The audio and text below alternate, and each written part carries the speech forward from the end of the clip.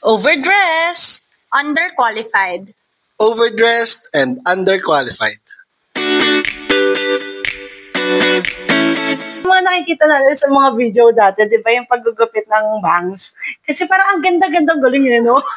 Parang bet ko to, maganda siguro ako dyan. Oo, ang dali lang pala mag-bangs, ganito lang.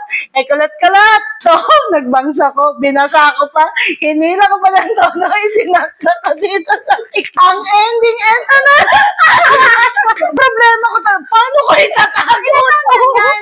High school girl. Ito, super na to talaga. Di ba, ganito lang siya. Ang pangit ang ginawa ko. Kinupit mo ulit. Pinagpas ka siya. Tapos pa, di ba nangyari na yun, no? Ako nagtanda girl. Kasi nga, lagi nga akong positive. Kasurunong na ako mag-bangs kayo. Meron akong may natutunan ako doon sa part. Hindi ko na pinag-bangs. So, kahit hanggang dito.